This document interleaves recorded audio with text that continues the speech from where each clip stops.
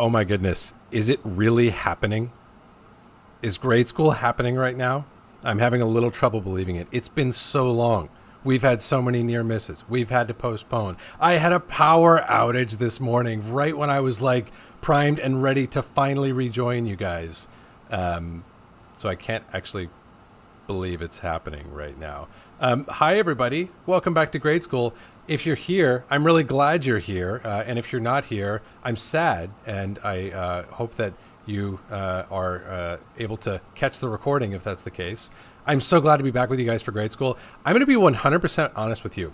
It has been so long since we have done a grade school. Gadali and I were talking just a moment ago. It may have been the longest spell we've just gone through since I started doing grade school.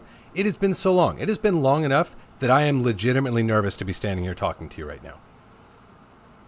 It feels kind of like the very first grade school that I did, where I was like on my laptop and like the webcam was on there and I was trying to read and answer questions at the same time. It feels a little bit like that vibe. So everyone be really gentle on me today. I don't know. Gadali and I were just like, okay, I guess it's time to do grade school. I guess we should see if we know how to do grade school. So we're finding out right now. Gadali, how's it going so far? Well, it's grade school and I didn't study. Is there a test? I don't know how it goes. Hey, you know what's cool? I'm on time. I think I might have started the stream actually at the appointed time, even if that time has moved That's 6 hours from what it was supposed to be. But I'll take it. I'm not late, which I usually feel like I am, at least a few minutes to grade school. well, here we are. Here we are. I'm really excited to be with you guys. It's going to be a really good session today. We are talking about the colorist cheat sheet, and we're doing a longer format today. We're going to go for a full 90 minutes, so I want to get in everything that we've missed. I want to hear from you guys. What are you thinking about? What are you playing with? What are you struggling with? I'm really excited to just catch up and cover as much ground as we can in the next 90 minutes. Before we get started, I have a very special, very important announcement to make to you guys. I am doing something that I have not done before with my products that I don't envision doing again anytime soon, if ever. I'm going to be running a sale for 4 days only on the Voyager LUT Pack. So if you haven't gotten the Voyager LUT Pack, this is the time to do it because we're going to be running a 50% sale on the LUT Pack. But what's important about that is not the discount. It's not Voyager. What's important about it is that every single dime from this 4-day sale that we are doing is going to go to supporting our brothers and sisters in the Screen Actors Guild and in the Writers Guild, who, as you know, are currently on strike. And for any of you who don't know the details there, these unions are on strike for basic working conditions and basic wage issues. This is not a matter of like, oh, I want some more creature comforts in my life. These are things like job security. These are things like a living wage in some of the most expensive markets in the world, which is where stuff gets made.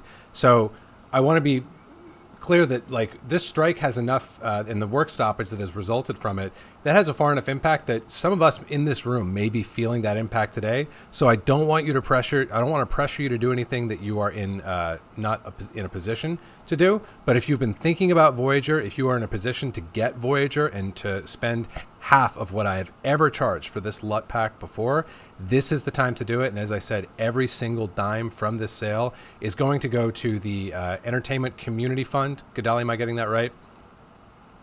That is correct. Okay. It's going to go to the Entertainment Community Fund and go into supporting our brothers and sisters in the WGA and SAG while they are on strike. So I'm really excited to share that with you guys. Gadali is going to put the code in the chat so that you guys can grab those lots. Trying to think what else I wanted to share with you guys about that. Those are really the main things. Really, the only other thing that I want to emphasize is that this is not something that as you guys know who've hung out here on the channel, I don't ever run discounts this deep on my products. This is likely going to mean that we're not even going to run a Black Friday discount on the Voyager LUT Pack. So if you haven't gotten the Voyager LUT Pack and you want to grab it for the cheapest price it is ever going to be sold for, while simultaneously supporting your fellow artists. By the way, for any of you guys who are colorists like me, your clients, these are the people who actually hire you and who make our jobs possible. If we don't have actors and we don't have writers, we don't have a job. If you want to support them, then this is a great way to do it. And by the way, if you don't want to grab Voyager, if it's not the right time for you, if that price point is still not right for you, even though you recognize the value, whatever the case may be, go support the Entertainment Community Fund directly. That is the best way to put money in the pockets of the actors and the writers who are currently on strike, again, for basic working conditions, basic living wages. It's disgusting, the fact that this is even happening. The increase that we are talking about represents fractions of fractions of fractions of a percent for all of the members of the Alliance of the AMTP. I'm going to mess up that. AMPTP. AMPTP. Thank you very much. We're talking about fractions of a percentage, and these are really big stakes, and we need to see our actors and our writers getting their needs and their demands met before they go back to work. And one of the best ways we can do that is by supporting them while they are on strike. I just want you all to imagine for a minute, as you guys know, colorists are not a part of a union. I'm not a part of a union, so it's really hard for me to imagine being out of work, being unable to work, and having to just weather that storm, especially when you consider the disgusting commentary that includes direct quotes, albeit from an anonymous source, but direct quotes that essentially state that their game plan, the end game, end game was the exact word, disgustingly enough, the strategy for the AMPTP was to quote unquote, well, I'm not going to say quote unquote, but the very clear sentiment was to starve people out, to starve out working actors and working writers until they come back to the bargaining table so that these studios can save fractions of a percent. It's disgusting. It's deplorable. We need to help our brothers and sisters succeed. So if you feel as I do, then go grab the best price you're ever going to see on Voyager and support our fellow creatives. With that said, let's get into grade school. We got so much to talk about. Gadali, do we have any questions out there? Does anybody want to know anything? I think we've got some excitement for the support we're showing to the Entertainment Community Fund. Good. No questions just yet. Okay, cool. I'm trying to think about all the cool stuff that I've been working on lately and the different things that I've been thinking about. I'm going to share one thing with you guys that is kind of top of mind for me right now, and we can let some questions come in. And by the way, focus for today is on any questions that you guys might have had on the colorist cheat sheet that I recently put out, as well as a general AMA. So if you guys have other questions or things you want to talk about, then let me know and we'll cover them. For the moment, let me dive into my resolve. Again, let's see if Cullen knows what grade school is and how to do things. Look at that. I did it. Okay, cool. We're off to a great start. Okay, so I'm in my grade school project, and I've got my overall pipeline going on here, and I'm going to do my normal thing here, and I'm going to go in and let's get a little bit of a look in place. Okay, I'm going to go into my Voyager Essentials pack appropriately enough, and let's go for something new. Let's go for Cerberus, and let's say we want to scale that back to 50% strength. All right, so we got a little bit of a look in place now. Something that I've been playing around with a lot. I happen to have been working on a lot of projects recently where the note has been more color, more pop, more saturation, more contrast. They really just want to crank it to an 11. And we've talked about that here on the channel. We did a video not that long ago on how to pop things, but it's something that it is always worth coming up with new strategies, new techniques, new tricks to pull off, because you're always going to hear it. No matter how far you can push things in that direction, you're always going to have some client who wants to know, can you go any further? And it's really fun to always feel like, I got one more trick up my sleeve. Here's the latest that I've been playing with. This is not complicated, but it is pretty cool. So if we look at, I don't know, I'm going to pick on this image here. So here's what I want to do. If we look at an image like this and we say, let's see, is this the one I want to use? Let's go over here, actually. I'm changing my mind. If we look at this image here and we say, okay, we're going to do our normal routine, exposure, ratio, balance, like so. And I'm just going to use, I'm going to do some linear gain for my exposure and my balance. If you guys don't know why the hell I'm doing that or what I'm talking about, then let me know and I can catch you up. But things we've talked about here in grade school and in other videos as well. So I'm just going to trim my exposure in a little bit and maybe get a little more snap in my contrast ratio. Not much. It's pretty good actually where it's at. And then maybe play with my balance as well. Again, using my linear gain. So here's the trick. Here's the idea. We're looking at this image and we're like, okay, there's a nice like color palette. There's a nice spread of colors there. There's a good bit going on. But we get the note of like, all right, well, let's add some saturation. As you guys know, I've got no love lost for the saturation knob and resolve. So instead, I'm going to set my color space to HSV, turn off channels 1 and 3, and I'm going to do kind of a gamma gain 1-2 hit here. And what you're going to find is like, no matter how you're increasing your sat, you're going to get to a point where it's like, yeah, it's increasing. And like, yeah, doing it here with this fancy HSV trick that you always do, Cullen, like that looks better than if you were to do it with a sat knob. Like if I just for sake of comparison, and we're going to be doing a dedicated video on saturation really soon, so this is a great sort of appetizer for that. But if we look at like, okay, here is juicing and really over juicing the sat in like an HSV type of world, and here's like over juicing the sat in like a normal sat knob kind of way. Okay, why am I not getting a good wipe here? There we go. My wipe mode was in the wrong spot. All right, so if we look at these two, I'm just obviously eyeballing. Boy, my UI is very laggy today. And let's get our image a little bit bigger here because no one really cares about my node graph. So if I just kind of eyeball these things, like I'm just eyeballing the same kind of overall level of sat, I think most of us would agree like, oh, the HSV version definitely feels kind of more filmic and less video-y, but they're both overcooked, right? Like that's too much saturation. Her skin's really starting to look weird. So here's the trick. Here's the hack that I'm wanting to show you guys. Let's go back to the quote-unquote good version of sat. If you can basically take your sat too far and then go back in, and really the first place that your sat is going to feel like overdone is in skin, generally speaking. So if you push too far with your sat and then you just go back in and cool off your balance, you're going to find that you've gotten higher overall saturation, higher overall separation than if you had done, let's look at this alternative approach here for a second. So let's say, like pop. And let's instead go back here and say, all right, I am simply going to keep myself kind of on a tether and say, if it starts to feel weird, I'll know I've gone too far. So I'm just not going to go as far.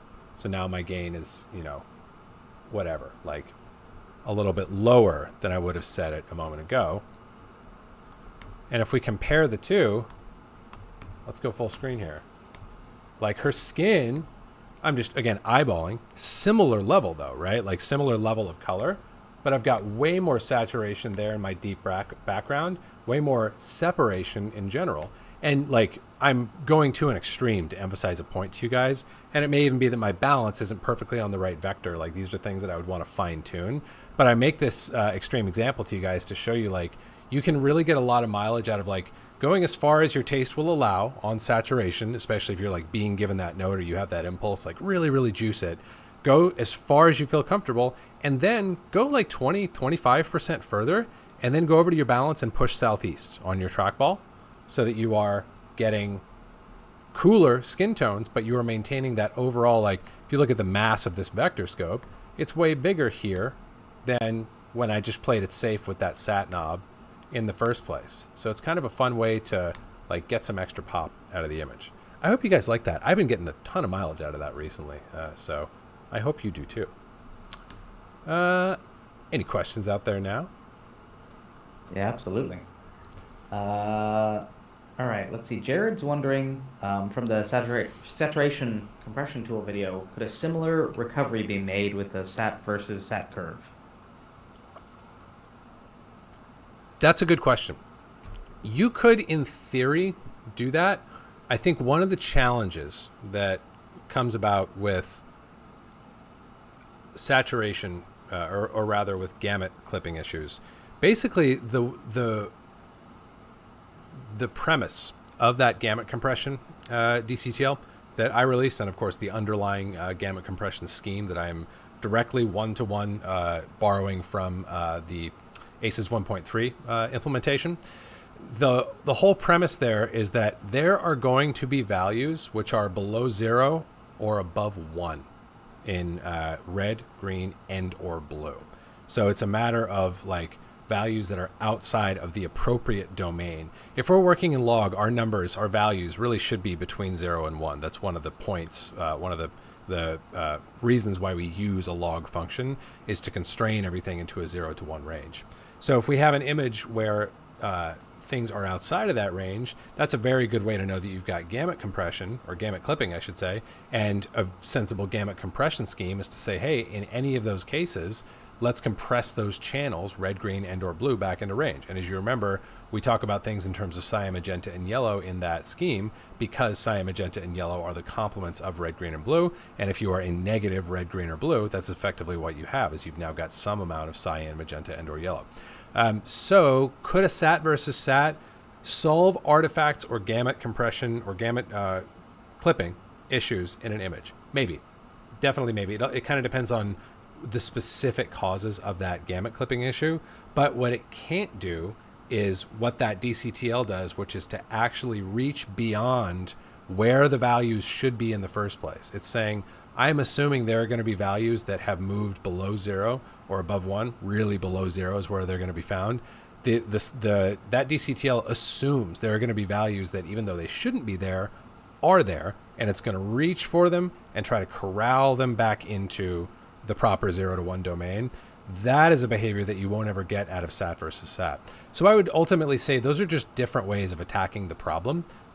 If you can get it done with sat versus sat, that might be a little faster than playing with all three parameters of the gamut compression tool. But I can also tell you from experience, there are 100% going to be shots where like that won't be effective because the saturation channel has already been derived from red, green, and blue when red, green, and or blue had a negative value in the first place. And that's a situation where a sat adjustment is really not going to do you much good.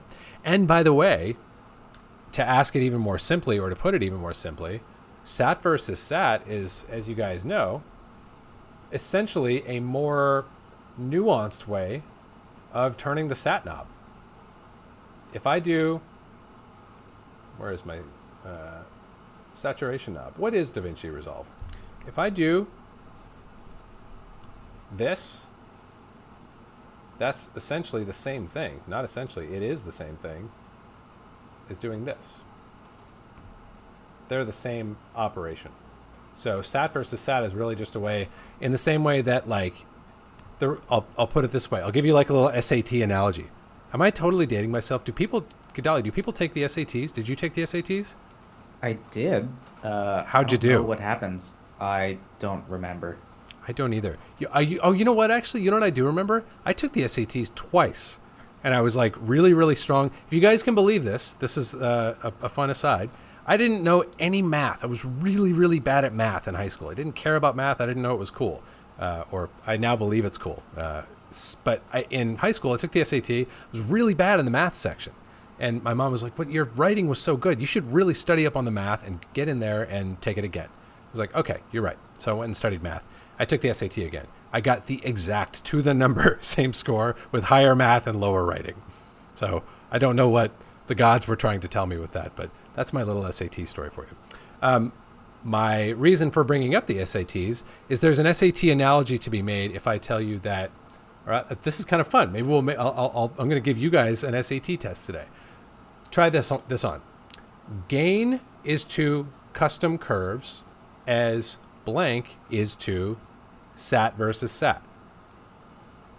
I kind of spoiler alert. I spoiled it already. But what I'm trying to say is gain and custom curves have the same relationship as sat and sat versus sat. If I do gain, that is effectively the same thing as doing this in the custom curves. The only difference is that in the custom curves, I can do other stuff. I can't do this with gain.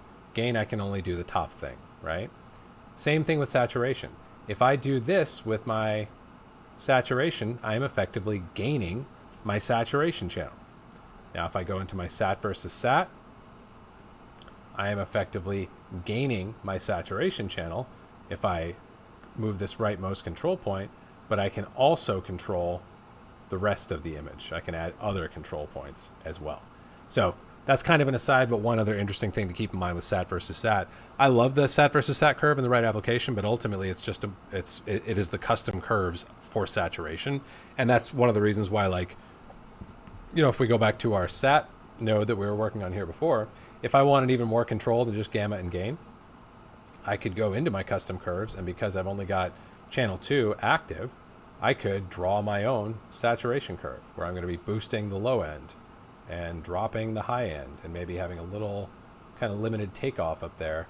You could draw your own saturation curve, something else we've talked about on the channel. But this would be maybe an in-between solution. Maybe on one end you've got sat versus sat. At the far end you've got the gamut compression DCTL, and somewhere in the middle you've got, maybe I can clean this up by drawing a sat versus sat curve. That could be an interesting play as well.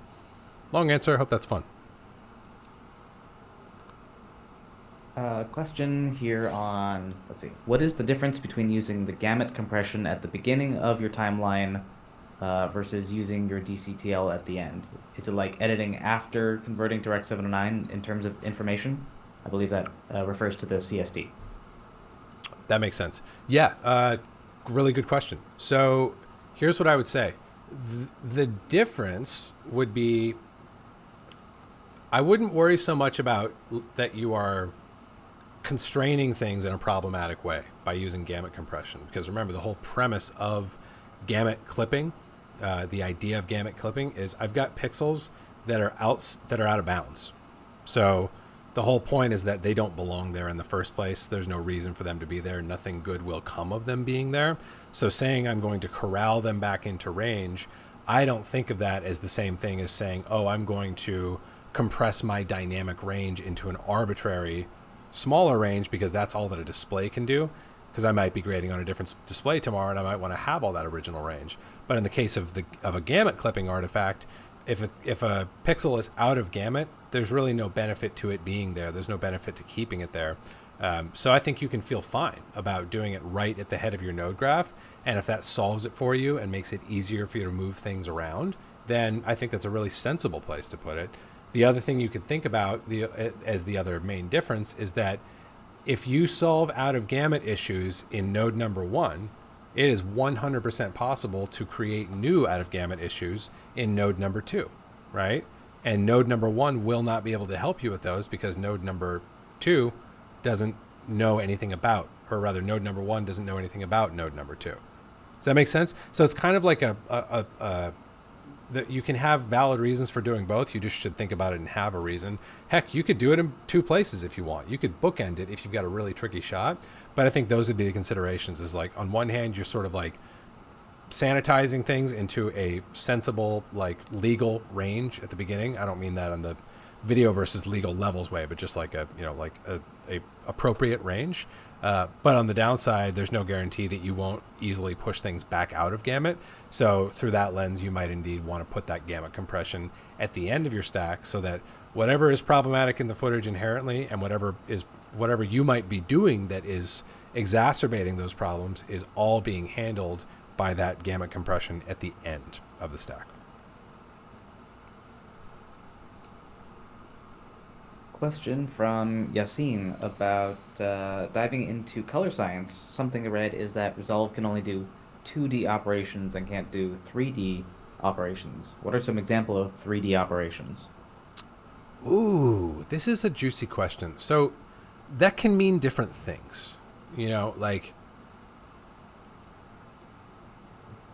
can mean different things.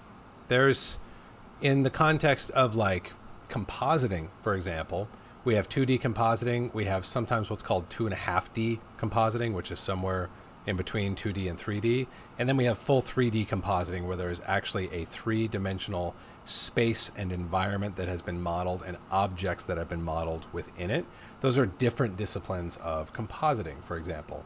Inside of Resolve, generally speaking, any areas where we might have overlap with the principles of compositing, things like motion tracking, Resolve indeed is kind of limited to a 2D or maybe a 2.5D domain if you count like the, I'm thinking about the planar tracker inside of the tracker here, or the perspective 3D. That's a planar tracker, which is, I think, generally considered to be a 2.5D type of operation.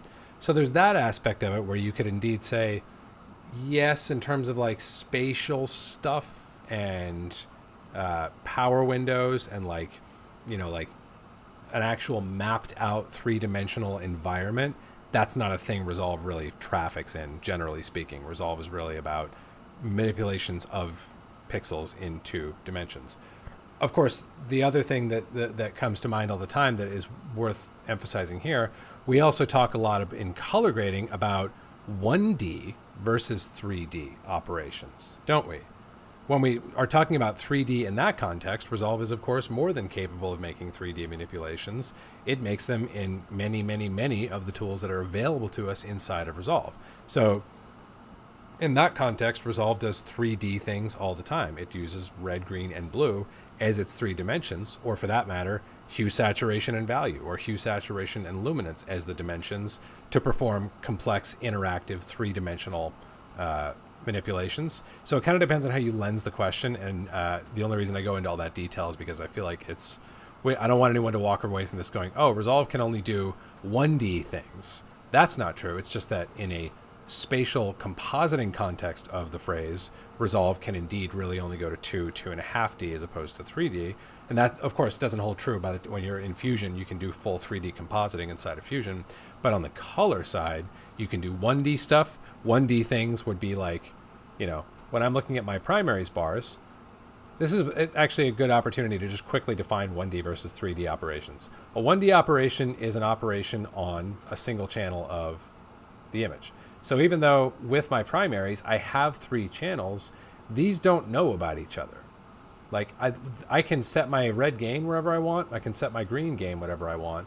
What I cannot do is say, set the blue gain to a particular position which depends on the position of the red gain. Because the blue gain doesn't know about the red gain.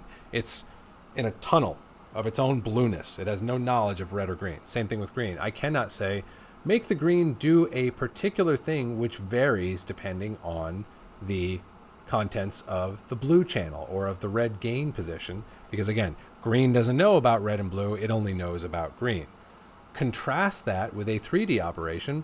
Easiest 3D operation to talk about would be a matrix. If we go over here into the RGB mixer, I can do exactly what I just said, right? I can say, make the output of the red channel dependent on the contents not only of the input red channel, but the input green channel and or the input blue channel. That's exactly what a matrix is. That matrix is what allows us, if we want to make a 3D visualization of one of those RGB cubes you guys have probably seen before, a matrix allows us to expand or contract that matrix or that cube, I should say, or to rotate it in space. Those are the things that we generally can't do. Well, the rotation or the expansion in the nonlinear expansion are things that we cannot do with normal 1D operations. So 1D operations, 1 channel at a time. 3D operations, multiple channels interacting with each other potentially. That's 1D versus 3D in a color science context versus 2D versus 2.5D versus 3D in a compositing context. Gosh, I feel like now that I've done it once, I could go through that explanation and shave maybe 2 minutes off of it, but give me a chance. My first crack at it. I hope that helps. All right, we have a couple related questions on HSV and HSL, comparing the two. One, could you expand on how you use either of those and using them both for the filmic saturation? And then also, is there any reason to use one or the other when you're just using channel 2? Ooh. Or saturation? Are they the same? Yeah. Or is the saturation the same between them? Good questions. I'm excited to talk about these. So let's do kind of a mini, let's do like the world's fastest course on HSL and HSV. So first thing that you need to know about HSL and HSV, they are part of a large family of color models which involve a cylinder of some sort. And in any of these color models, whether it's HSL, HSV, LCH, YCH, I'm trying to think of other examples off the top of my head. Those would be the main ones. There are other variants. There's Oki Lab. There's like lots of lab variations that can easily be turned into LCH AB. But in any of these cases, the dimensions of this model are the same. The dimensions are height or amplitude is some kind of luminance. It might be called value, it might be called luminance, it might be called brightness, it might be called Y, but it's going to be some type of brightness of the image, right? The radius, or rather the circumference, is going to be hue. So depending on the position at the outer, on the outside of that cylinder that we have, that's going to dictate hue. So 0 degrees is red, 180 degrees is cyan, so on and so forth. Okay, so the hue angle is determined by the point that the pixel occupies around the circumference of this cylinder, right? And finally, chroma, or saturation, or colorfulness, whatever you want to call that, is defined by how far from the very center of that cylinder does that point lie. So if you have a point that is all the way on the outer edge of the cylinder and it is at 0 degrees when you're looking down the barrel of the cylinder, that is a pure red, right? If you have another color that is 0, like right in the middle, like on top of an imaginary sort of tube running through the middle of the cylinder, that's an achromatic color. That has no color. It is just got a value to it of some sort, or a luminance value of some sort to it. Now, there's all sorts of ways to come up with these dimensions, because these dimensions are derived. Remember, cameras don't see luminance. Cameras don't see colorfulness or chroma or saturation. Cameras don't see hue angle. Cameras see a certain amount of red, a certain amount of green, a certain amount of blue. That's all that cameras see. And by the way, that's all that displays do, right? How much red, how much green, how much blue. So when we're moving into one of these models in between, it's because it's convenient or necessary for any number of reasons. And there's all kinds of different models you can use to derive this. There's all kinds of math that you can use to derive this that is defined in simple ways or complex ways, and depending on what your priorities may be, you can have all kinds of priorities for defining it. HSL and HSV are two of the very oldest, very earliest forms of these kinds of cylindrical models, or what you might sometimes hear called conical or biconical models. Same basic idea. Circumference is hue, distance from center is saturation, amplitude or height is luminance of some sort. HSL and HSV are some of the oldest, so they're not very sophisticated. Better things were come up with after their invention, but they are very simple and they are very well reliable and they are very ubiquitous, all things that bode well for us. Okay, now that we know about what these cylinder models are and how HSL and HSV sort of originated, well, let's look at the difference between the two. And the main question that I want to answer, which is, well, if I'm only using channel 2, what difference does it make? Does it make a difference if I'm in HSL or in HSV? So for this part, we need to understand, if we are separating our red, green, and blue out into 3 channels, the whole premise is that when I'm, for example, if I'm defining a saturation channel, right? If I define that channel and I want to increase it the way we increase channel 2 when we're wanting to, like gain this up, like so. Let's wake up my panel here. And I wanted to gain up that saturation. The whole premise of this model is that in some respect, when I gain up channel 2, the saturation, I'm not having undue impact on hue angle or on luminance, right? If I were, what would really be the point of having saturation defined as a discrete channel? If they interact with each other, it's pretty tough for me to use it, right? In the same way that if I were working in red, green, and blue, and I'm trying to increase my red, but as I do, my green also goes up a little bit, and my blue also goes down a little bit, that would make it a lot harder to use an RGB model, wouldn't it? So the whole premise with any of these models is that H, S, and L, or H, S, and V, or Y, C, and H, whatever the 3 components of the cylinder model are, the whole premise is that they are orthogonal. They don't interact with each other unduly. So if we think about it that way, S in HSL versus HSV does matter, because if S can't include any of L, or in the case of HSV, S can't include any of V, then S is going to look different depending on how V is calculated or how L is calculated, right? And the difference, by the way, between HSL and HSV is primarily in that 3rd channel. With HSL, it's L. With HSV, it's V. The math used to define that luminance channel is different in those 2 models. And because those things are different, those luminance or V channels are different, the SAT channels are different, because the SAT channel can't include anything that is in the luminance channel. They have to be independent. They have to be discrete. They have to be orthogonal. So because of that, the S of HSL and the S of HSV are different. Now, you guys have been very patient listening to me explain theory for the last couple minutes here. So let's put this into practice. Let me show you how that would work. In general, here's like the sort of like general guideline for HSL versus HSV. If you're trying to get kind of a filmic saturation where your colors get deeper as they grow more saturated as opposed to bleaching while they get more saturated, which is very common with like a sat knob adjustment, for example. If I crank this up, my colors are not just getting more colorful, they're also getting brighter, okay? So if your intent with something like HSL, as it is for many of us, is that I want to get colors that are actually deepening as I increase, or with HSV, I should say, things are actually deepening as I go with HSV, then, and you want to do that with increase in color, HSV is your best option. And you can actually see, watch what happens if I go from HSL to HSV right now. Let me make this as big for you as I can.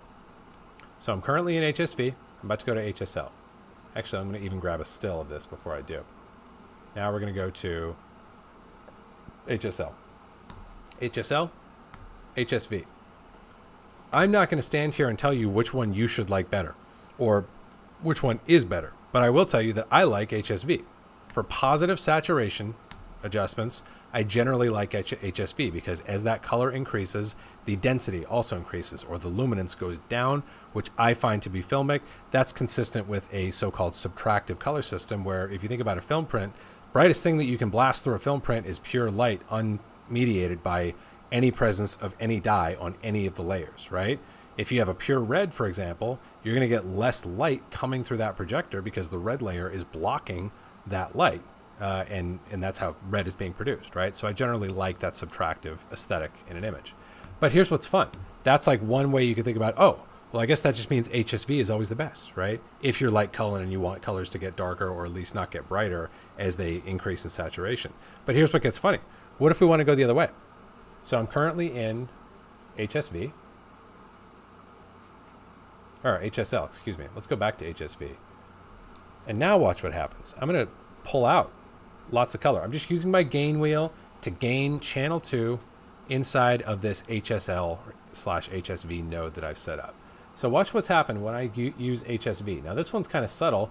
You might not think this looks like a terrible DSAT. That's kind of nice, right? If you were in the right sort of creative context for it. Let's grab a still of that. And now flip it over to HSL. Well, that's interesting, isn't it? With negative saturation, HSL gives you the density increase with the change in saturation, which again, you can make your own conclusions on. I generally speaking, if I'm adjusting saturation, I want to see things get heavier as I adjust saturation as opposed to getting lighter if I have to choose between the two.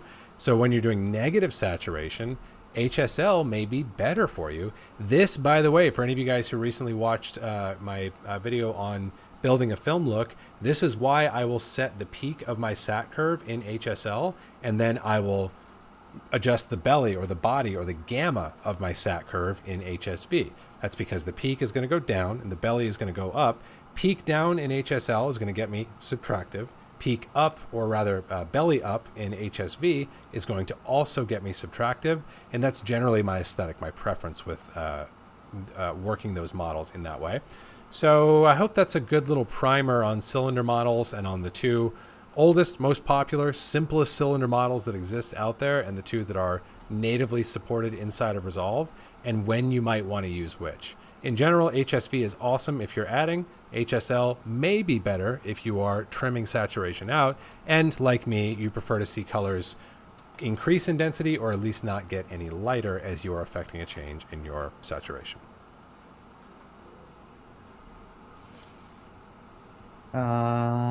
Let's see. Question from Tay.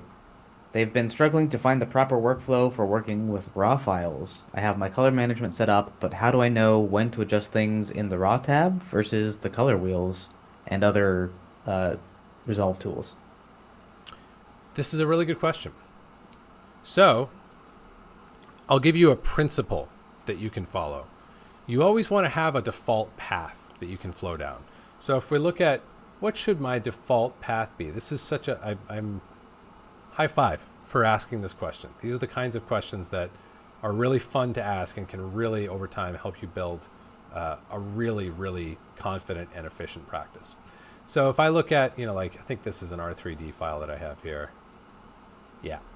So if I look at this and, like I've got my camera raw set up to whatever it is, and I don't know, I want to expose up. How do I know whether to do that in camera raw or whether to do that here inside of the color page? Anyone have any guesses? I'm not going to, I wish we didn't have this stupid lag on grade school. It's one of my favorite parts about CCA, by the way. We haven't even talked about CCA. Any of my CCA gang in here from the last round? Put your hand up. Let me know. I want to see that chat. Any of my CCAers in there?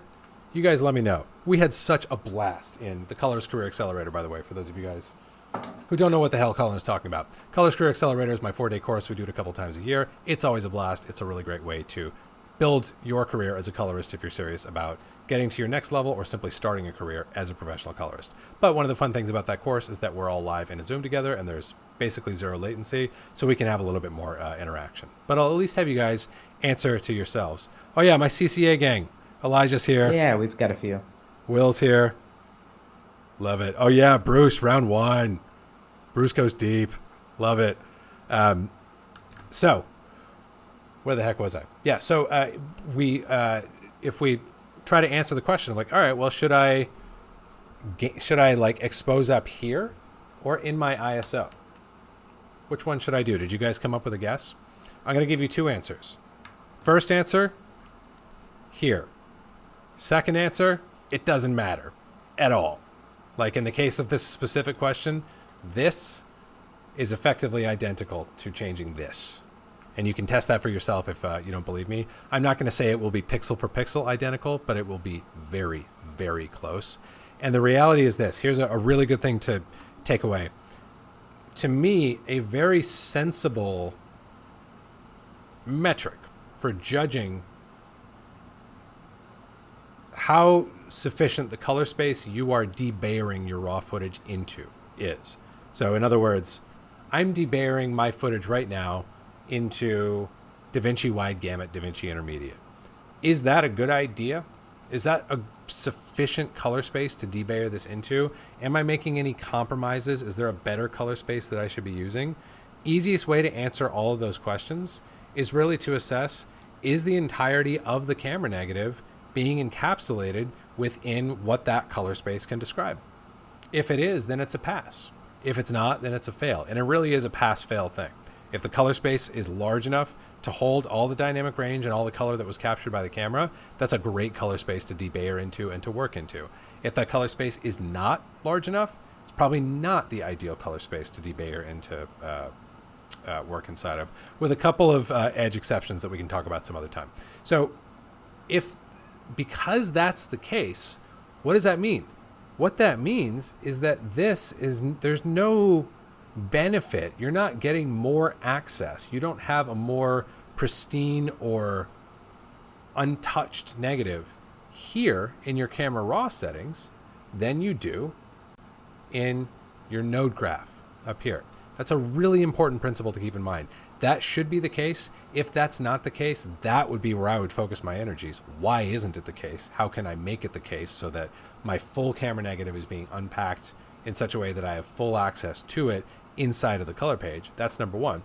With that being the case, that generally means you shouldn't need to go into the camera raw tab. And here's the other thing. This really touches on something that we've talked about a lot in the last year here on the channel. I'm really passionate about, in the current age of color grading, moving from a camera-centric to a image-centric workflow. So I don't want ever again, by the time I set up my color management, I never again want to have to think about what camera this was shot on. Who the hell cares? I just want to grade the image and respond to the image and operate on it the way I would operate on any image, but simply being sensitive to the needs of that particular image without needing to be sensitive to some kind of like voodoo list of like supposed properties that I have ascribed to Red cameras or Sony cameras or Arri cameras. If those differences exist and they bother me, like reds are too thick in the shadows or something like that, then I'll learn that by having a level playing field and simply seeing that the shadows are too thick and adjusting accordingly. But I don't want to be thinking about cameras. I don't want to be in a camera-centric mode. I want to be in a image-centric mode. And that's another great reason to me for avoiding the camera raw tab really at all costs. Now, I'm not going to tell you never in your career will there ever be a situation where you can get a result that is better or different by using the camera raw tab that you couldn't have gotten or couldn't have gotten as easily in the color page or on the inside of the node graph. I'm sure you're going to encounter those edge cases. I'm sure I have, even if I can't remember them at the moment. But in general, I'll use my legal jargon, as you guys know I'm fond of using. The burden of proof is on the camera raw tab. It has to prove why it is so useful, why it is so indispensable that I cannot use the node graph inside of my professional color grading software to do exactly what it was designed to do. So I hope that's helpful. That's something that I thought about and was really confused about for a long time in my grading practice. But I do believe that's the best way to look at it, is you want to unpack into a color space that isn't truncating you or putting you on the other side of a threshold that you might need to get back on an earlier stage of at some point. And if that's happening, then you shouldn't need to use your camera raw controls. And if you don't need to use your camera raw controls, you don't need to be thinking about, oh, well, now I have to match in this camera to the A cam and they're different. And so the thing that solved me for the A cam isn't going to solve me for the B cam. Those kinds of things drive me crazy. I'd rather solve it once in my node graph and in a way that I can paste and ripple onto any and all affected shots in the most equivalent and efficient way possible.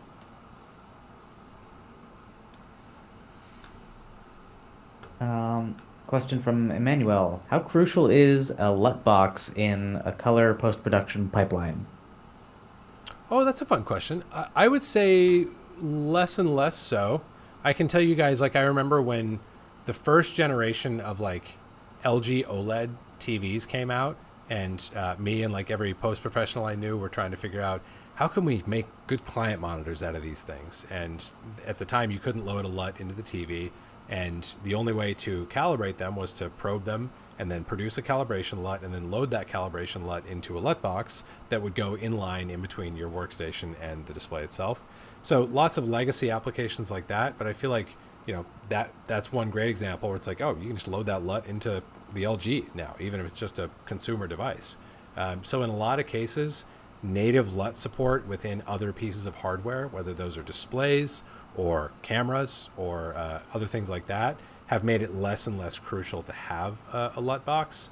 I have some LUT boxes in line here at the studio. The main one is one that just helps me do an on-the-fly hardware conversion from Gamma 2.4 to Gamma 2.2 for streaming out live sessions.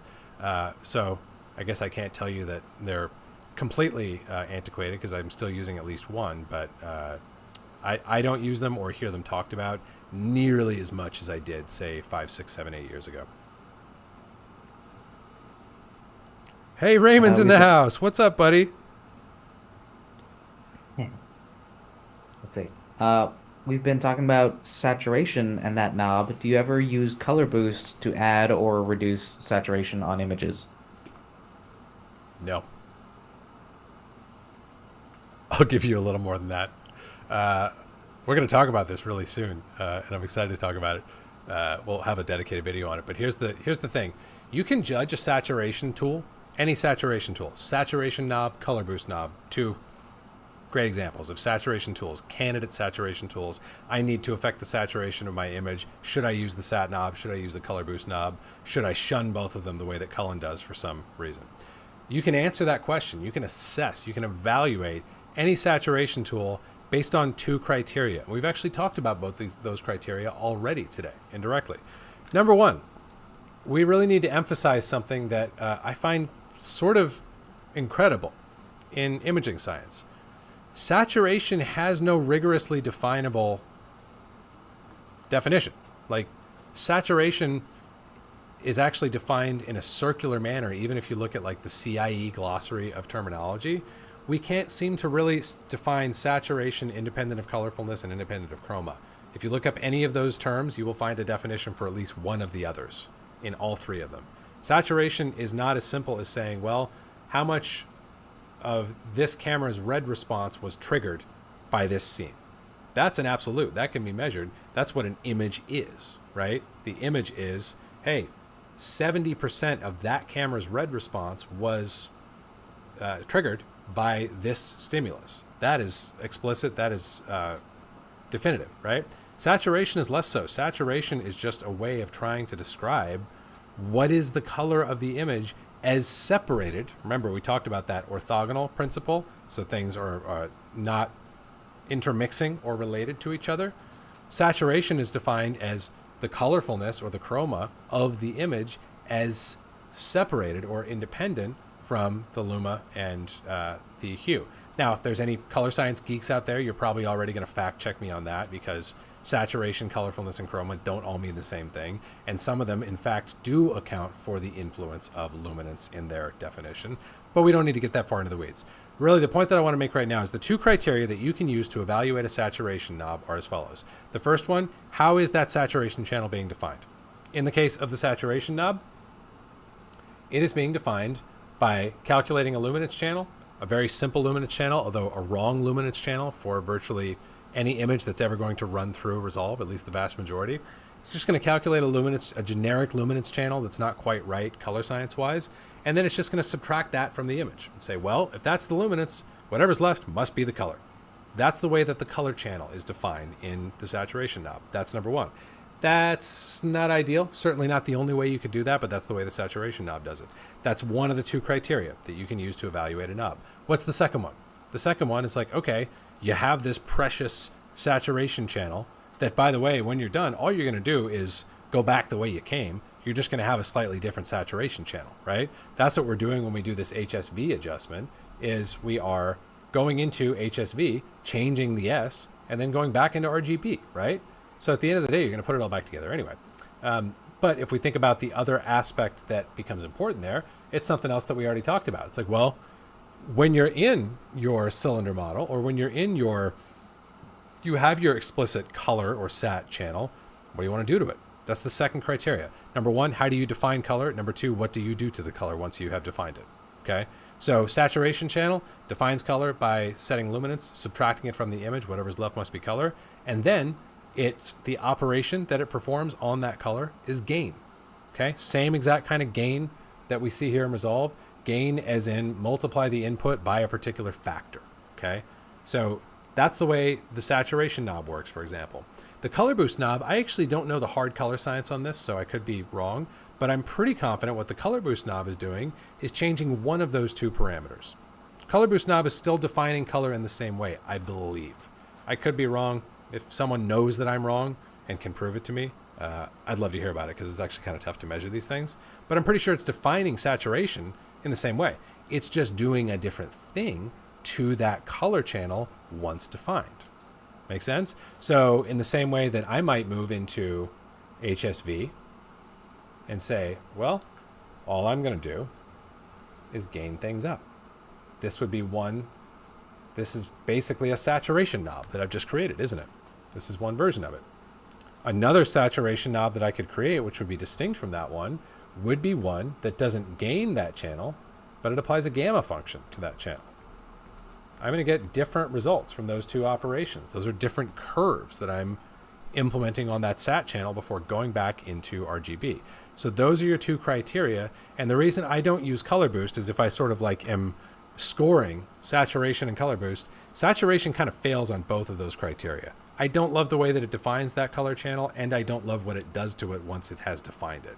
Color boost, I still don't love the way that it has defined that color channel, even if it is doing something slightly less offensive to that channel once it has calculated it. Essentially, color boost, as you guys know, is, or as some of you guys may know, color boost is going to have a biased effect on lower saturations when you turn saturation up, and it's going to have a biased effect on higher saturations as you turn it down. So what it's trying to do is not affect just the most saturated stuff, but it's trying to actually affect the least saturated stuff when you add, and it's trying to affect the most saturated stuff when you subtract. So that would be the general idea there. But like I say, probably a better operation still not a great model for actually deriving that color in the first place. So I think Color Boost ranks higher, but it's still not as good as something that defines saturation in a more pleasing way and does a better thing to that defined channel. Yassine is wondering if is there any value in working in DaVinci Wide Gamut when they already have Rec 709 footage? Yes. Anyone know why? Answer to yourselves, if not to me. Again, I wish we were in Zoom. It's so much fun. I'm sure I've got that some of you guys have some good thoughts, good answers on that. I think there are a variety of answers, and I've covered some of them before, so I'm going to try to just kind of give you a lightning answer on that. I think there's a few advantages, but maybe the biggest one, well, am I repeating this for the third time? I feel like I am. I think it's time to break out the peanut butter analogy. Guys, we're an hour into grade school, and I haven't talked about food yet. Something's wrong in the universe. I'm going to give you my peanut butter analogy. As you guys know, I love my peanut butter. I love the day that I get new peanut butter, which comes about once a week because I love peanut butter. But when I get my peanut butter, because we get the very specific peanut butter that I love most and that my wife says is good for me and doesn't have anything in it that's going to kill me, it's organic peanut butter, and it's unsalted, and it's separated. The oil is all sitting on top, and all the goodness is down below, right? The first thing I'm going to do when I get that peanut butter is mix it up. And it is not easy to mix it up without spilling peanut butter, which I don't want to do because I love peanut butter. So that's the analogy I want to make with you. When you have Rec 709 images and you say, hey, what the hell's the point of going into a bigger color space? All it is Rec 709. I'm just wasting my time, right? It's kind of the same thing as if you were to ask me right before I stab that stirrer into the peanut butter jar and start stirring. If you were to say, hey, would you like to have this same amount of peanut butter that you have to evenly mix up in a vessel that's twice as large? I would say to you, yeah, I would love that, because then I'm not going to spill any peanut butter over the sides or spill any oil over the sides, and I will not have to be nearly as careful as I stir my peanut butter, because the vessel is more than large enough to accommodate me bending and pushing and twisting the contents of that jar all around. Same thing with Rec 709. Having a Rec 709 image doesn't mean that you're never going to feel the effects of working in Rec 709.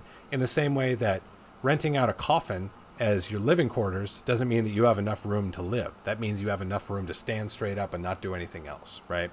So that's the number one benefit to me, I think, of getting outside of Rec 709 is that you have room to move, even if you're ultimately going to only inhabit a very small portion of that space.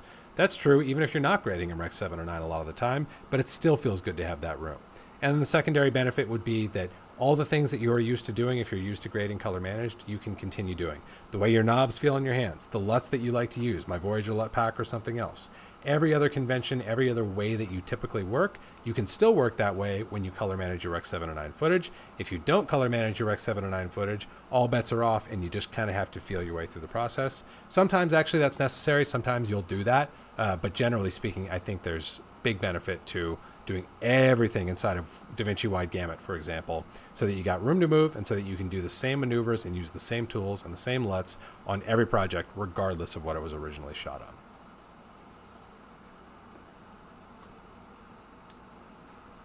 All right. Two related questions here. Let's see. Why would we get any gamut excursions in DaVinci Wide Gamut when it's larger than any camera gamut? And also, could you please explain why you should use gamut compression at the end of a node graph? Isn't using it at the beginning better to save the image from color artifacts?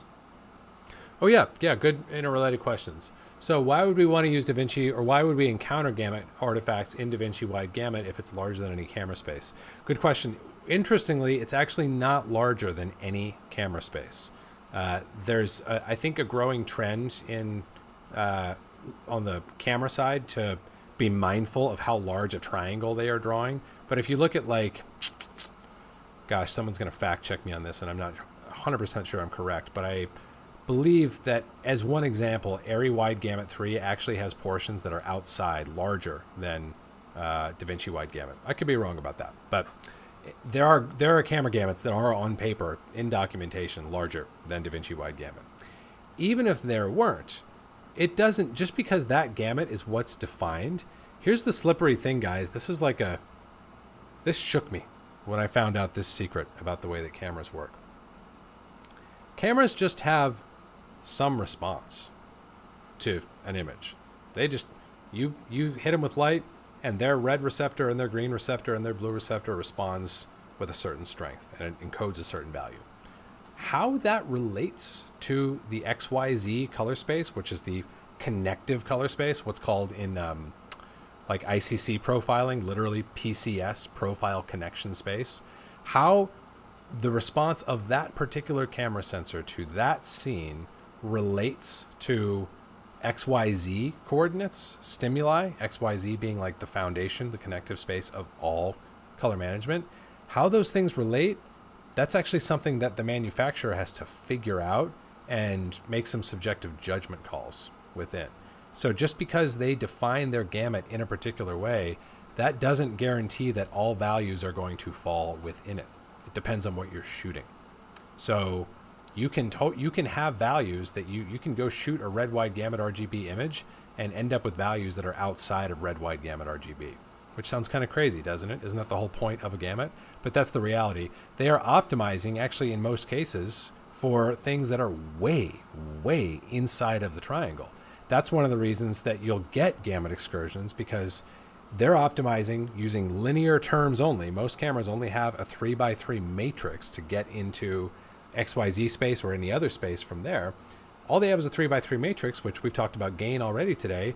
Gain, you can only apply in one, you have one control point. So if you want to get a stronger response to skin tone, for example, in a camera, that means you have to crank the red response way up, which means that if you send a really, really strong red stimulus into that camera and it gets passed through that matrix, you're going to end up with a really, really big value that might actually be bigger than is defined by that gamut. So you can end up with those situations.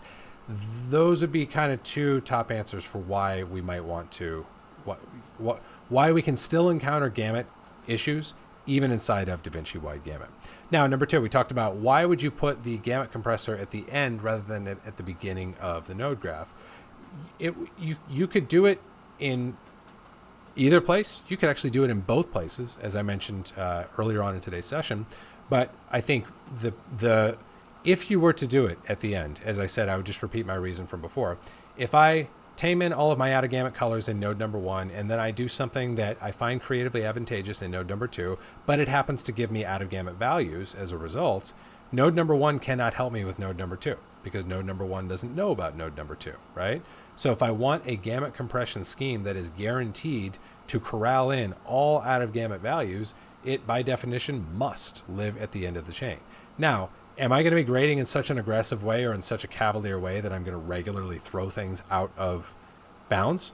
I kind of hope not. I don't really expect to at this point, because that's, you generally have to do some pretty egregious, like aggressive things when you're grading, but you could.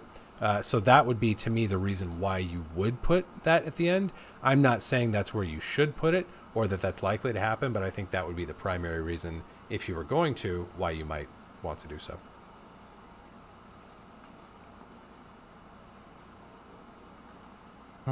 Let's see. Question from V. Have you come up with new ways to use composite modes now that each node has its own in Resolve 18.5?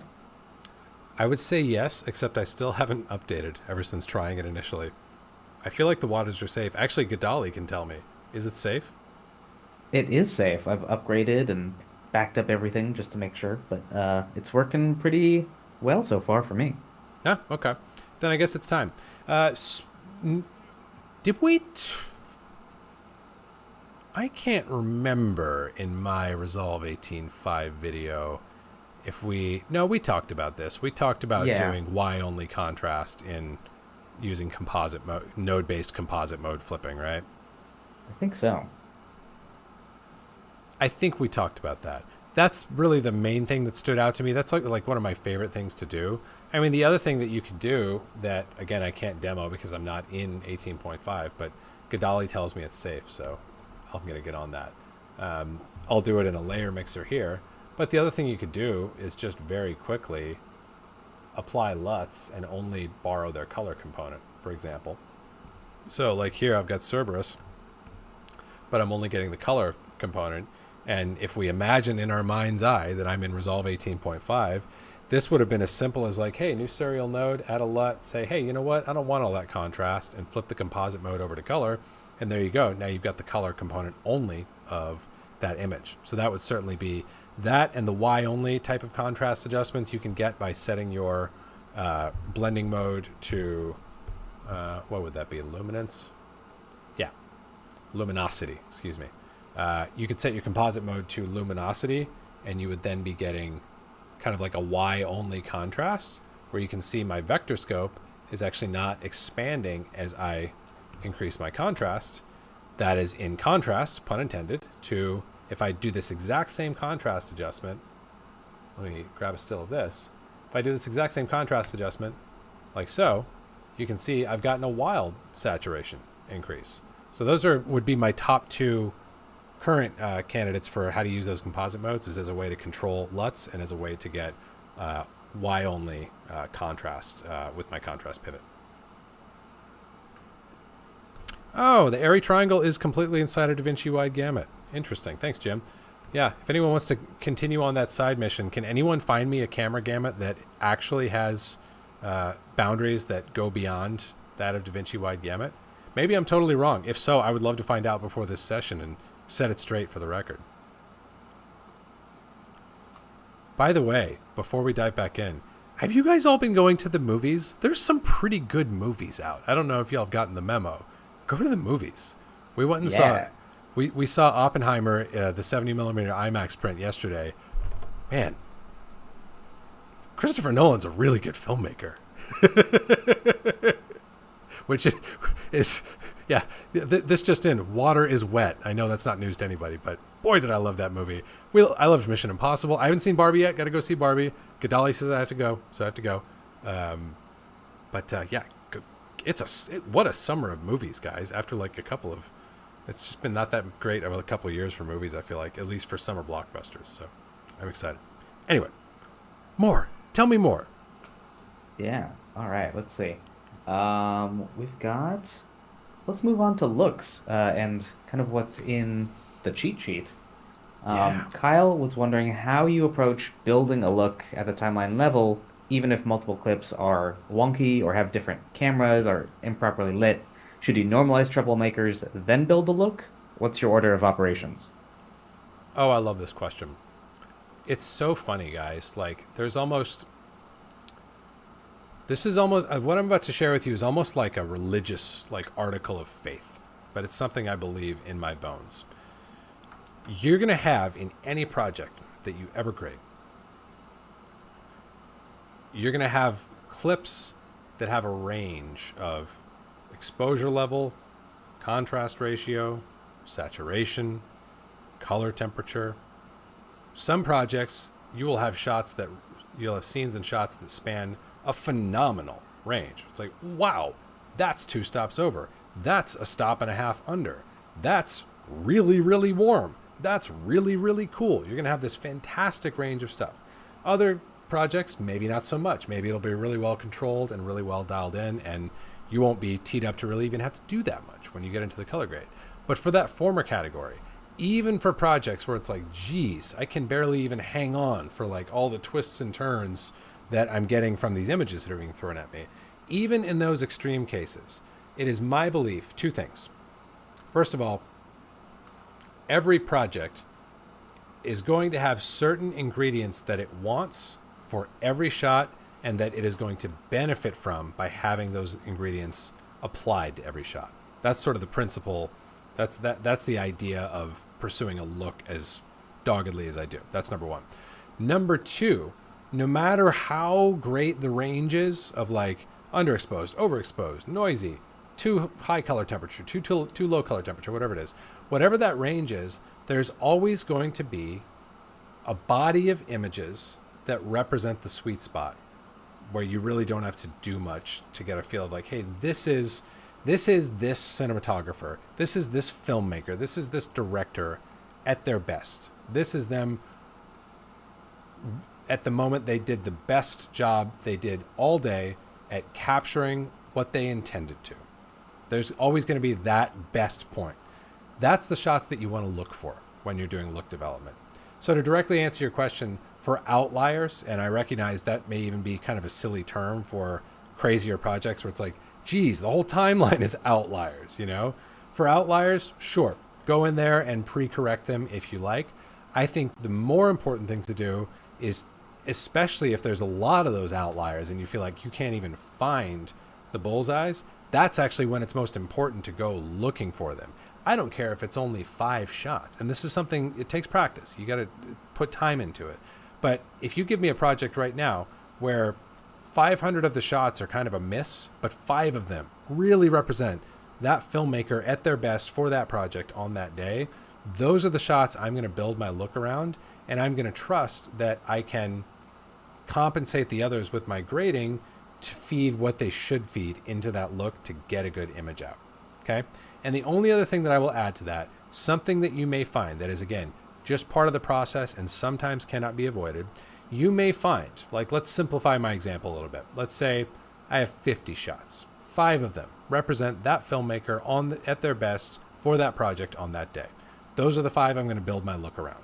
The other 45 I'm going to plan to grade so that they are hitting that look in the same optimal way that those first 5 were. Those are going to be my heroes that I build everything else to. What you may find in that scenario is you build the look around those first 5. Boy, does it look good on those first 5. And you get 10 shots in to the rest, and you're doing a great job at what I just said. You're building up exposure, you're pulling back contrast ratio, you're optimizing color balance. You're really setting these shots up so that they feed one after another really tastily into the overall look. And then you get to the 11th or 12th shot and you're like, wow, I actually can't push this shot where it needs to go in order to hit this look in the way that it should be. That happens sometimes. What do you do then? You bounce back over to the look and you back off. You move the goalposts, essentially. There's no problem with doing that, and that's something that's going to come up, but I would rather have that theoretical inefficiency. It's like, oh, well, wouldn't it have been easier not to go so hard with that look in the first place? Like, yeah, but I want to go hard with the look in the first place. I want to make it look its best. I want to best serve the best images. And then if the less optimal images simply can't support it, then I'll go back to that look and move the goalpost so that that image can work through that look. Because ultimately, all the images have to work through the look. But I think that is a really good principle. If you've got a timeline with a bunch of mixed quality or mixed, like conditions of material, set the look around the best stuff. And if it doesn't work, you'll find out soon enough and you'll have to adjust the look anyway. But give things a chance to shine and, like give yourself a high bar to hit, because you may also find you get through those other 45 shots. And with that compass bearing of like, okay, it needs to hit kind of through that. Can't be up here, can't be up there, can't be too warm, can't be too cool. It has to kind of fire right down the cylinder of that look. You can end up getting really, really strong results by giving yourself that narrow target that you have to hit shot after shot after shot. I know that's abstract and maybe even silly sounding, but that is really my philosophy and how I think about the relationship between look dev and shot level grading and how you can, on a systematic basis, pursue getting the very best image possible for your client, even if it's not always easy or linear.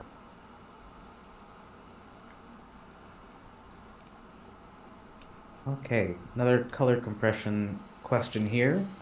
Is it possible to use the ACES gamut compression in DaVinci Wide Gamut in the free version, since free can't support DCTL? Oh, good question. In the free version of Resolve, I assume we're talking about.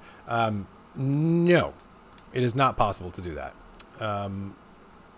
What you could do, I haven't checked this workflow, so it's possible there's a wrinkle in this that I am not recognizing, but I'll quickly show you something that you could do. What you could do, if you really wanted to use the ACES 1.3 gamut compression inside of DaVinci Wide Gamut, I would do this with full-on color space transforms. We're going to do it like this. We're going to say DaVinci Wide Gamut, DaVinci Intermediate, ACES AP0, linear, tone mapping none, gamut mapping none. Make sure your white point adaptation is on. We're going to say to aces. Now over here, we're going to say aces AP0, linear. We're making one of my favorite objects in all of color grading and motion imaging. Anybody who's been in my creative color science classes knows what we call this number right here. What do we call this, guys? It's a sandwich, right? It's a do nothing. Right now, nothing at all is happening. We're going into the next room, and then we're walking right back into the room we started. But in between, we can do something that we couldn't do in that room that we started in. So in here, we're going to use an aces transform. And we're going to go no input transform on either of these. And we're just going to say aces reference gamut compress would be option number 1 if you want the sliderless version, or parametric gamut compress. And by the way, if these controls look familiar, right down to the actual values for each slider, it's because they're the same sliders and slider values and names that you will see in the gamut compression DCTL. So where this will break a little bit, and again, for those of you guys who are geeking out hard enough with me to actually be looking up primary sets and the XY plots for them, this guarantees that out to whatever range you are defining here, you are going to compress things back inside of the AP0 gamut.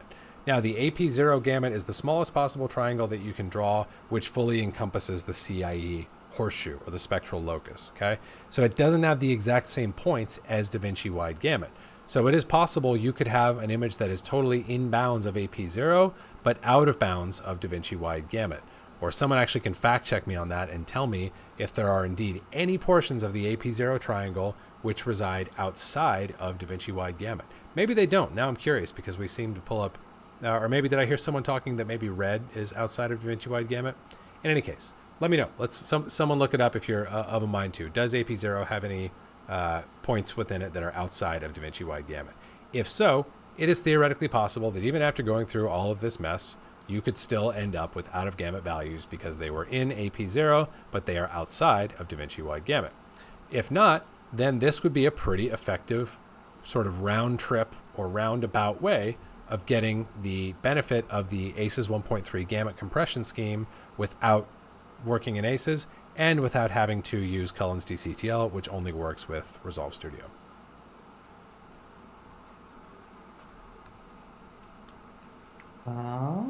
Let's see. Emmanuel is saying they've paid attention to a lot of movies and realized that sat levels are limited in some way as well as luminance. Is there a standard they're following for saturation in the way that some people do for exposure zoning? Oh, that's a cool question. I think there's a standard that's being followed, but it's not something that's been written down. I think the standard that you're seeing, or like the sort of like convention that you're observing, because first of all, I agree with you. I see that too. That's something that I see in my favorite filmmakers is like there's a combination of lots of color separation and the potential for lots of color, but there's also a ceiling on like how crazy and garish and like out of control it's ever going to look. There's kind of a ceiling on that stuff that seems to be governed mostly by taste. But one of the ways that taste gets implemented or sort of like, implemented out, I guess would be the right way to put it, is we're generally looking for, I'll put it this way, I always find it amazing how successfully really good colorists will achieve effectively a film style gamut by hand. Like colorists who don't necessarily use looks, or for that matter, if a colorist does, then that's how they're doing it. They've got a film emulation, which in and of itself is going to do exactly what you just described. But even when they don't, I've got one colorist in particular who I know, like a world famous colorist, so you guys would recognize that I don't want to like call out techniques, I guess, on. This colorist uses the curves of a film print. Okay, so big, strong contrast curve, big fat shoulder, big fat toe down in the bottom. But they don't use any 3D things. Remember we talked about 3D earlier in our session today? 3D is what allows you to do things like saturation, because 3D depends on, I can't control saturation. If I only know what the value of red is, I can't adjust saturation. To adjust saturation, I have to know the value of red, green, and blue, so that I can calculate saturation, right? So what they will do the 1D side only, and they will forego the saturation and the hue rotation and the compression and all the 3D complex stuff that film does, and they'll just do that thing by hand and by eye using the tools available to them in Resolve. And this is a colorist whose work is like work I really, really admire. And the main thing that I admire about it is that it feels so consistently filmic.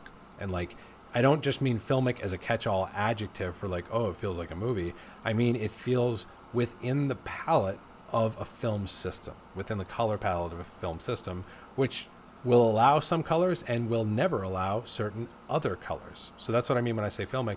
And what I find is that like every colorist works a little bit differently. And I've met colorists like this one who just have really good eyes, and they manage to get where it needs to go by hand. And of course there's colorists more from my camp, or I'm sure some of you guys fall into this category as well, where it's like, yeah, I'm achieving that by using LUTs that are well designed to do exactly that. Like if we look at, I don't know, let's look at an image with some, even if we look at like this image that we were playing with before, and if we look at this exact look that we're operating underneath, it's not necessarily dramatic, but if you look at like the red I started with versus the red I have now, they're very different, aren't they? It's indeed a controlled saturation as well as luminance to these colors. There's a rule book that's being followed that says, I know that the display can do other colors, I just don't want it to. Like this little kid's toy is an even better example. Like, no, I know you're perfectly capable of doing that red, I just don't ever want to see it. So instead you're going to give me that deeper red, which is technically reduced in saturation. So I think the rule book or the convention that's being observed, the collective aesthetic, is really borrowed from the best of the photochemical tradition, and it's with us today. And people are simply like, they're playing out their taste using the tools that are available to them and that are intuitive to them, and that can be a wide range of things. But I don't think there's necessarily a standard or a metric for that, or a specific way of doing it that's common to all colorists. But I do know exactly what you're talking about, and I do think it's real, and I think it's something personally that's like worth aiming at, that really helps to make images feel cinematic. Another look development question. When you start a new project with clients, do you develop looks by yourself and then propose options to clients, or do you build everything live with the client? That can depend. That's something that has also changed over the years. I feel like I've only in the last year or so really gotten my look dev like instruments to a place where I feel like if the client wants to do that deeper dive live with me, where I feel like I've got the tools to do that efficiently.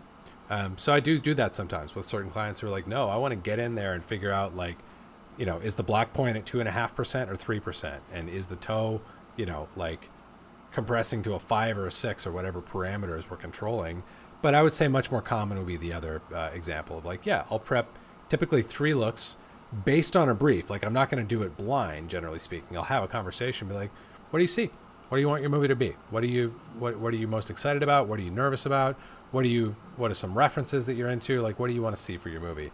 Based on that initial brief, I will prep usually 3 looks and say, hey, I've got 3 options prepped for you so that we can mix and match these. We can modify properties within any of these, but these are 3 unique starting points that I think at least one of which is going to really feel good to you. And I'll usually show them that and use that as kind of like the launch pad for doing the look dev process.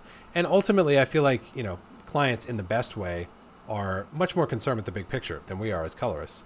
For them, a lot of it is a kind of a binary pass-fail system. Like usually you'll pull one up and they'll go, that's it, that looks good. And maybe we'll tweak 1 or 2 things in there and say, that's it, maybe just a hair less contrast or whatever it is. But most of the clients who I work with and do like on long form stuff where we're really diving in on look dev, they tend to fall into that camp where they may not know how to build what they want, but they'll know it when they see it, and they won't have a problem saying, yes, that. And then maybe you refine it a little bit from there. But that's, I would say, the typical process for look dev for me. Back to ACES. Why do ACES color spaces use different white points? I actually don't know. I feel like I might have heard an explanation for that at some point, but I don't remember. Maybe it's you know what? It's possible. Here would be my best guess, if you like, put me to it right now.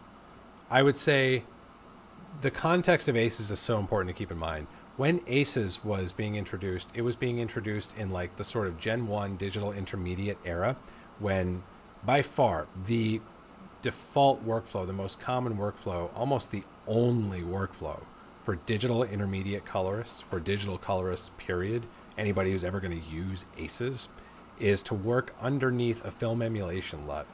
And not because film emulation LUTs are cool, but because they needed to see what the print was going to do when they printed it. And if you think about a film prints don't have a D65 white point. They don't even have a D60 white point. They're even warmer than that in most cases, depending on the bulb. Of course, prints don't have a native white point. It's the bulb that's being used to project those prints. But generally, D60-ish is that's going to be much closer than a D65. So you're talking about an entire community of adopters and early adopters who need to quickly and intuitively go, this is awesome, to Aces. Otherwise, Aces fails. It doesn't matter how good an idea it is. If they can't get the colorists to adopt, then it doesn't really matter. Nothing else matters, right? So I think this is one of a couple of examples that my hunch is that the D60 white point was set so that things wouldn't feel that different to the colorist who was used to working underneath a film emulation LUT. They're like, okay, white point's kind of there, contrast ratio is kind of there, like the overall curve of the display transform, that's kind of similar to like a film print curve.